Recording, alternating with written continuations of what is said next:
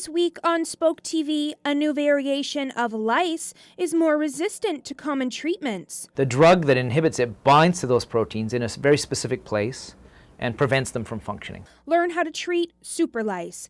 And we take a look at the growing trend of live-action role-playing, plus a look at Pope Francis and his popularity among the younger generation through social media. He's decided to be a people's pope and to relate to the people as ordinary people. And so.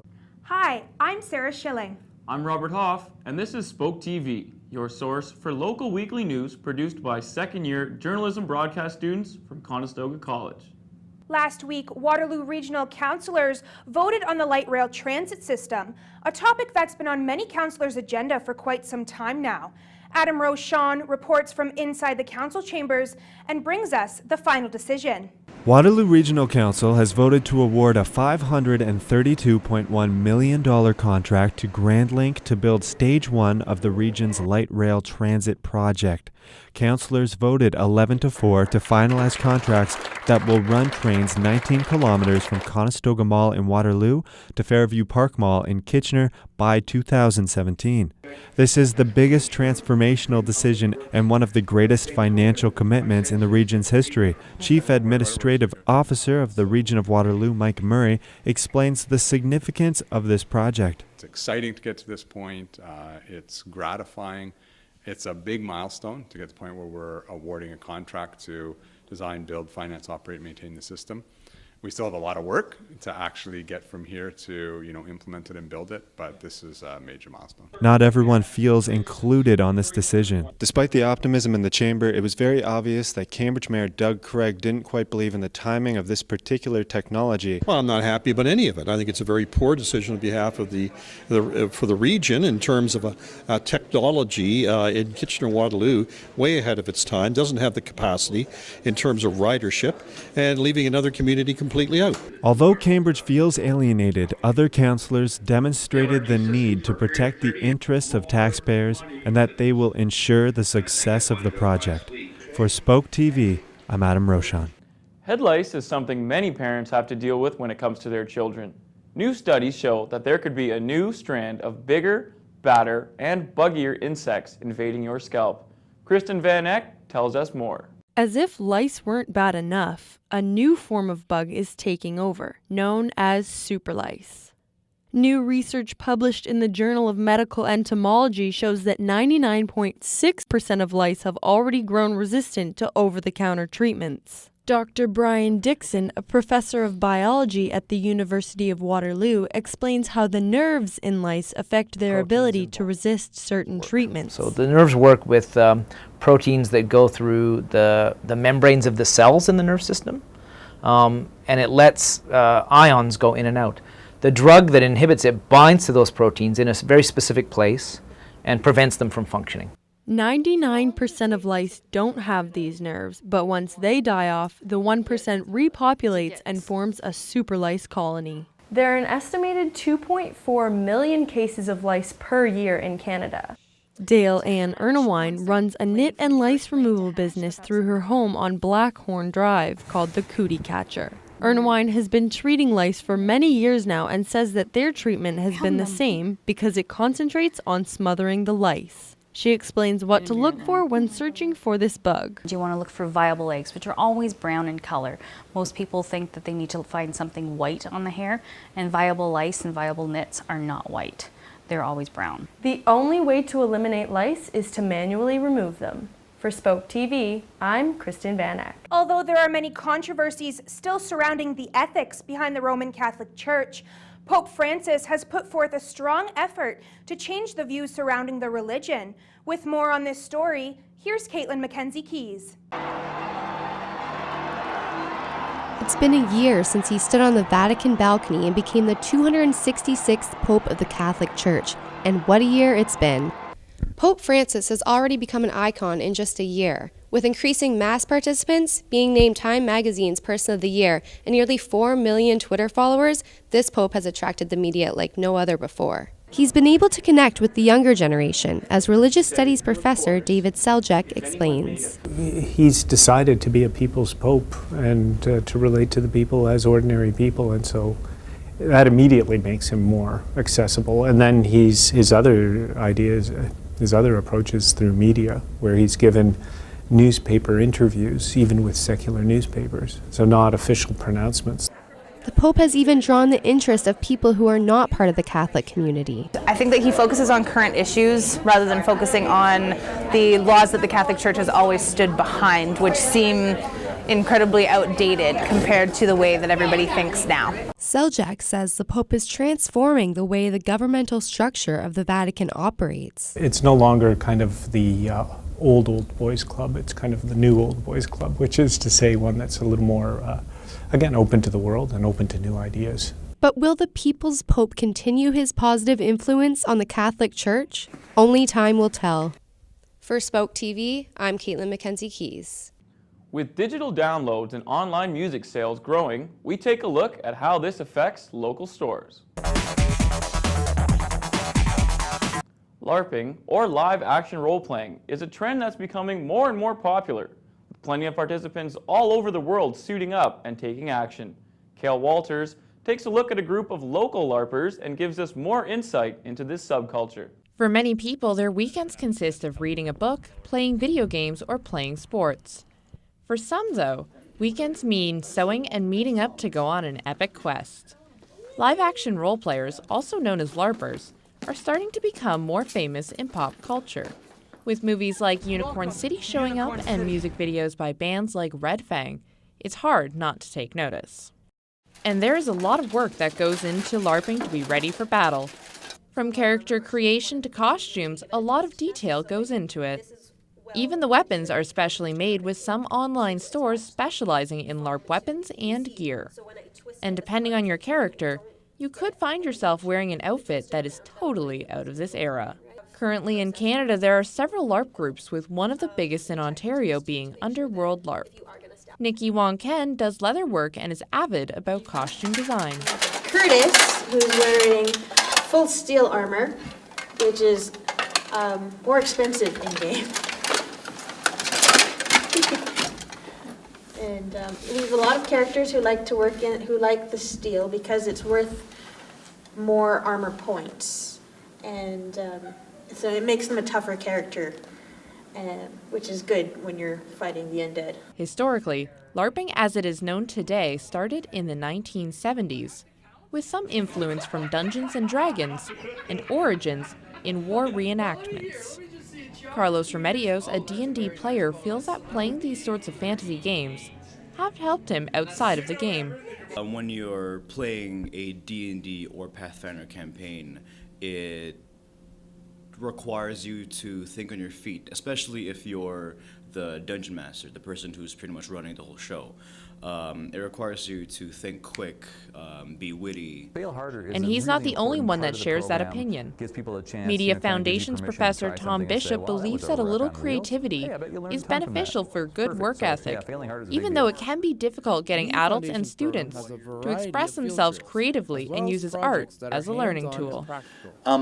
It gives them a chance to get back in touch with that little kid who wants to play and experiment and explore and make the trees blue and put the water in the sky and just do silly things almost. And it's hard for them. At first, it's very hard for people. They right away start saying, I'm no good at this. They start saying, I made this crappy thing. Isn't this disgusting? And so kind of inviting us all to make fun of them for this. And so it's very hard for them to get past that and say, you know what, I had fun, I liked it. It doesn't matter whether everybody else thinks it's great or not. The experience itself was worth it. Todd Harris, a fellow member to Nikki of Underworld LARP, says that at the end of the day, it is really just another hobby like any other, and it's about having fun doing it. I call it what it is when I tell people what I do. You know what? I go out and I play in the sandbox for the weekend. I dress up, I have fun. You know, it's interweaved with the cultural, the historical aspects, but at the end of the day, it's just an opportunity to be a big kid in a big sandbox and have a lot of fun for a few days. I think when you put in those terms with most people, whether it's playing hockey or whether it's going out and playing poker, everybody's got their own thing where they get to step outside of themselves and be somebody different, regardless of what the hobby is. And when you put it in terms that they understand, it becomes less of an oddity and just something different to do. Maybe you'll find yourself next weekend gathering your allies, readying your gear, and preparing to leap into a world of fantasy with live-action role-playing. For Spoke TV, I'm Kale Walters. Recent figures produced by the organization, which represents the recording industry worldwide, shows that overall music sales declined in 2013. Candace Cobbing takes a look at how this affects local record stores. 2013 saw a 51% jump in usage of streaming sites like Grooveshark and Deezer, but still saw a decline in global music revenue of $1.5 billion. Now, most people are aware of the effects on the actual artist in the decline in music sales, but how does it affect your local record store? We're here at Encore Records. Let's go in and take a look. Our business peaked in 2000. We've been here 33 years this year. The last couple years we're sort of holding. It's a holding pattern, but that's because there are more things coming out on LP, and people have decided they like buying records again now. Along with online streaming and MP3s, stores like Encore also have to compete with the sale of physical albums online. Our main competitor right now is Amazon, which is really not a great person to be up against because their pricing's so random. A lot of things are more than us, but a new release is often being sold for less than what we pay for it at wholesale. They get a 20 to 25% discount from the suppliers, which we don't get. Right. So, they're still making money where we're, oftentimes making $1. And with technology working against them in many ways, what is it that's working for them? We're at the mercy of the customers. And if they keep coming in, we'll be able to stay open, and if they stop, we won't. I much prefer having a physical thing that I can put into my hands, put on a turntable or in a CD player, and listen to it and listen back to it. For Spoke TV, I'm Candace Cobbing. Maxwell's Music House in Waterloo allows local musicians a place to practice and perform. After a lengthy battle in court, they're finally moving forward with their plans to construct a concert venue.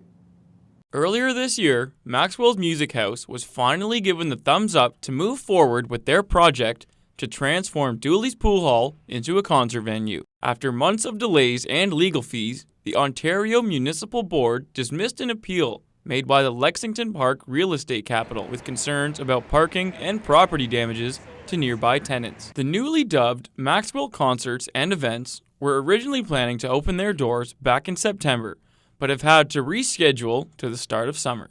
After the break, we take a look at how Guelph is preparing for the 2016 Ontario Special Olympics Spring Games. With so many things available with the click of a mouse, developers and inventors are turning to the internet for backing. Crowdsourcing, or crowdfunding, is the process of getting money from a large group of people to invest in a project or a product. Crowdsourcing came to the attention of many entrepreneurs in 2010, with companies and individuals making almost $90 million and growing to over $5 billion in 2013. Although investors of these projects don't gain equity, they give their money because they want to see a product developed or a project thrive.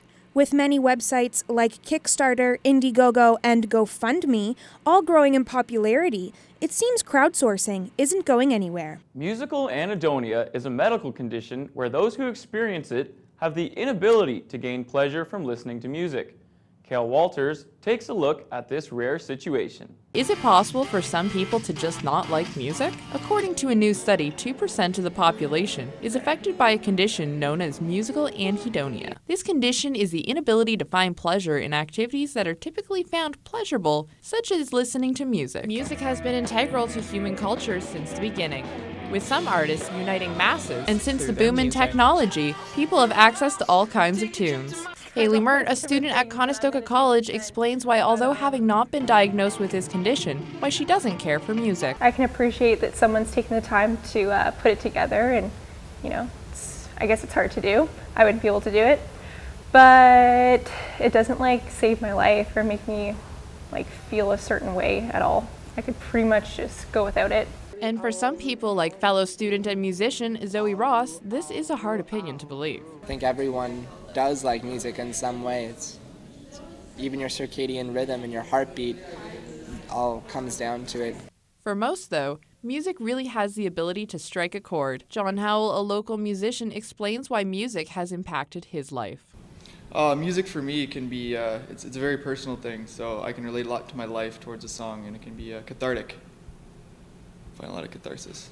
Whether you enjoy listening to some jams or not, music definitely leaves an impact on everyone. For Spoke TV, I'm Kale Walters. After the success of Canadian athletes at the Sochi Paralympic Games, the focus of Ontario's athletes with special needs now shifts to Guelph. The local city will be hosting the 2016 Provincial Special Olympics Spring Games. Brendan Zwombeg has the story. Guelph's Alumni Stadium will soon be home to the Provincial Special Olympics. The Guelph Police Service are responsible for bringing the 2016 Games to the Royal City and are now tasked with raising more than $500,000 to fund them. Chief of Police Brian Larkin explains how it will be a community affair. So it's going to be really corporate calls, but also we'll do some fundraisers throughout the organization, for example, a polar bear plunge, those types of things where we engage the community to support it, because it really is a community affair. Athletes will be able to travel to and from the Games by train, and the university will be transformed into an Olympic village. Community coordinator Paul Turner says the central location is ideal. Major point is we don't need buses, and people can walk to venues at the university, which is a major plus that will make these games even better. All events, with the possible exception of bowling, will take place on campus. It is not yet known if Woodlawn Bowl will be able to switch over to 5-pin lanes for the games, and if not, those events will have to take place in Kitchener or Cambridge. But for veteran floor hockey defenseman Dan Jamieson, it is all about having fun. When it comes time to take the game seriously, then it's time to take the game seriously. But in all fun, it's family. It's you can't have any better fun than that. For Spoke TV, I'm Brendan Zwombeg. Coming up, we take a look at religion in the media and how television and movies are latching onto this trend. The life of an auto mechanic could seem as a difficult, dirty, and demanding job, but the level of difficulty for one Guelph resident is even bigger. Kristen Van Eck takes a look at one man's remarkable story of determination. Working at an auto shop could be challenging enough with 2 arms, but imagine doing it with 1. Meet Robert Sedgwick, or more commonly known as Onearmed Bob.